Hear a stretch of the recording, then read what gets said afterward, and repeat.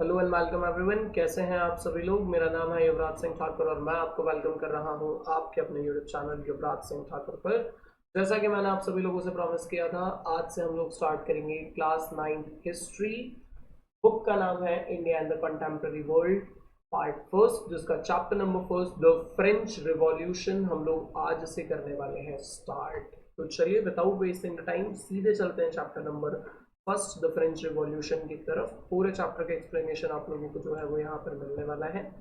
सबसे पहले हम लोग देखें तो यहाँ पर ये जो फोटो आप लोगों को दिखाई दे रही होगी, ये फोटो है बैसेटाइल सेल का, जो कि बहुत ही ज्यादा अनपॉपुलर सेल हुआ करता था आपके फ्रांस में। यहाँ पर क्या होता है कि बैसेटाइल सेल को डिमोलिश करने के बाद कुछ पेंटर्स ने पेंटिंग को ड्रॉ किया है। क्या हुआ था, कैसे हुआ था, 14 जुलाई 1789 का वो क्या इवेंट था जो इवेंट इतना ज़्यादा जाकर के स्पेशल बना, और किस तरह से फ्रेंच रिवॉल्यूशन स्टार्ट होकर किस तरह से बैसेटाइल सेल को जो है ब्रेक किया जाता है, उसके साथ हम लोग यहाँ पर अपने चैप्टर की शुरुआत करेंगे। तो आइए सबसे पहले देख लेते हैं हम लोग कि हम इस चैप्टर के अंदर क्या क्या पढ़ने वाले हैं। तो इस चैप्टर के अंदर जो सबसे इंपॉर्टेंट पॉइंट्स होने वाले हैं वो होने वाले हैं French society during the late 18th century.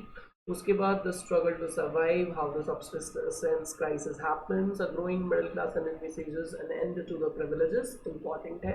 Outbreak of the revolution के बारे में बात करें तो फ्रांस जो है वो किस तरह से फ्रांस में रिवॉल्यूशन हुआ, फ्रांस किस तरह से एक मोनार्की से कॉन्स्टिट्यूशनल मोनार्की के अंदर जाकर के कन्वर्ट हुआ, वो हमारा अगला टॉपिक होगा यहाँ पर डिस्कशन का।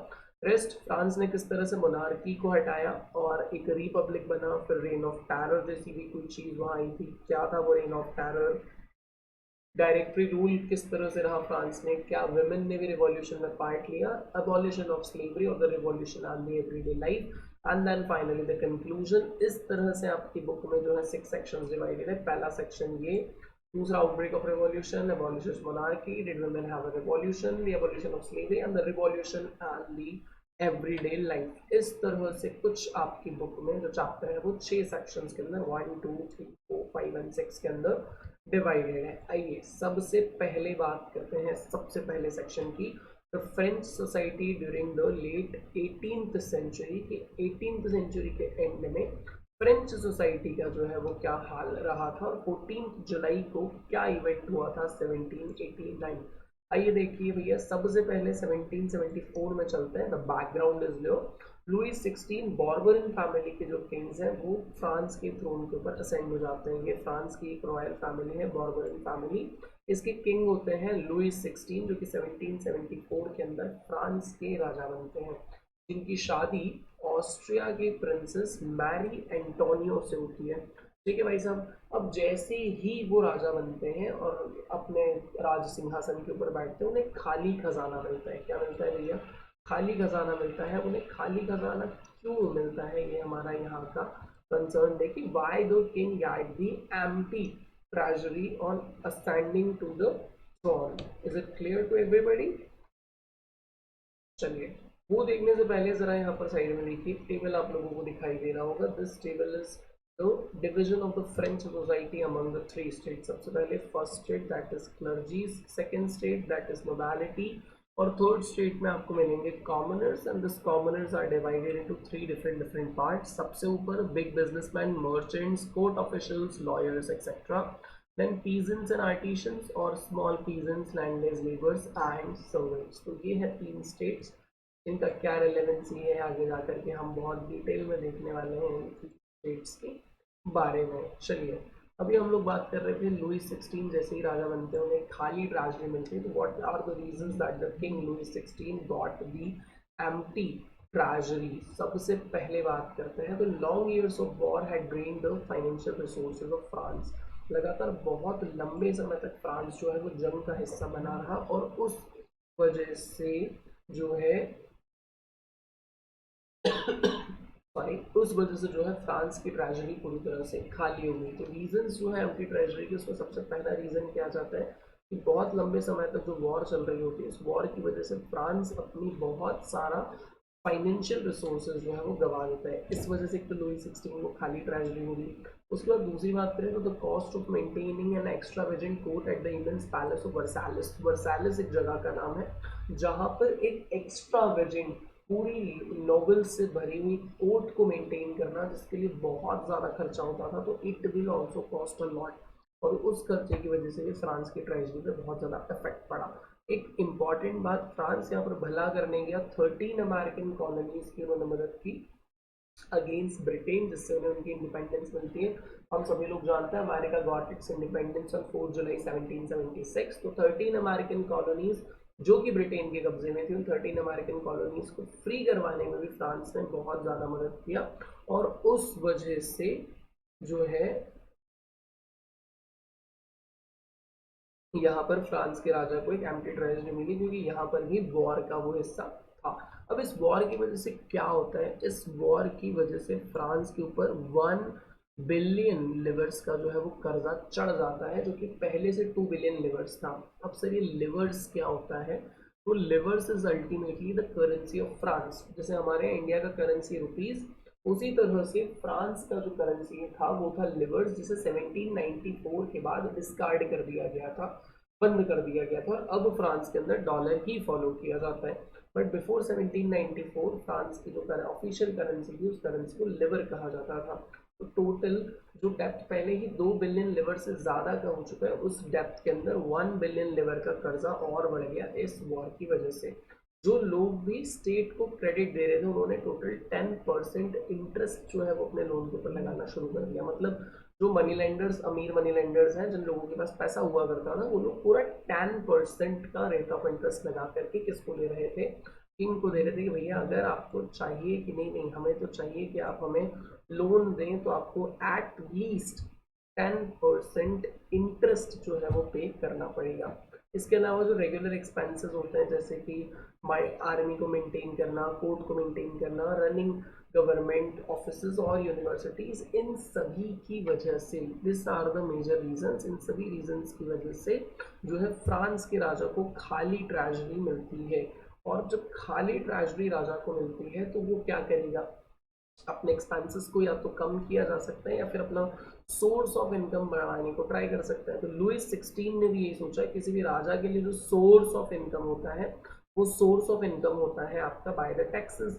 तो therefore the state was force to increase taxes. इन सभी चीज़ों की वजह से स्टेट जो है वो फोर्स होता है कि नहीं यार, we need to increase the taxes. अगर टैक्सेस नहीं बढ़ाएंगे तो शायद ये कर्जा जो है वो ख़त्म ही नहीं होगा। आइए देखिए, ये देखिए, ये है आपके फ्रांस वर्ल्ड मैप, और ये जो है फ्रांस की टेरिटरीज आपको इस मैप के अंदर दिखाई दे रही होंगी। Is it clear? चलिए आगे बढ़ते हैं। यहाँ पर देखिए, अब हम लोग आ जाते हैं कि फ्रांस की सोसाइटी ओल्ड रीजन यानी 1789 से पहले किस तरह से फ्रांस की सोसाइटी के अंदर डिस्ट्रीब्यूशन था। तो जो फ्रांस की सोसाइटी थी ओल्ड रीजन में, ओल्ड रीजन क्या होता है, ये वो समय होता है फ्रांस का 1789 से पहले का जो फ्रांस है, उस पूरे समय को हम ओल्ड रीजन बुलाते हैं। 1789 से पहले का फ्रांस, इस टाइम पर फ्रांस की सोसाइटी जो है वो टोटल 3 स्टेट्स के अंदर डिवाइडेड थी। The first state is of clergies, second state is of nobles. ये दोनों ही स्टेट, फर्स्ट स्टेट और सेकेंड स्टेट बन करके बनाते थे enjoy certain privileges by birth. मतलब क्लर्जीज को, नोबल्स को कुछ प्रिविलेजेस थे बाय बर्थ। क्या थे? सबसे इंपॉर्टेंट, इन लोगों को किसी भी प्रकार का कोई भी टैक्स पे नहीं करना है।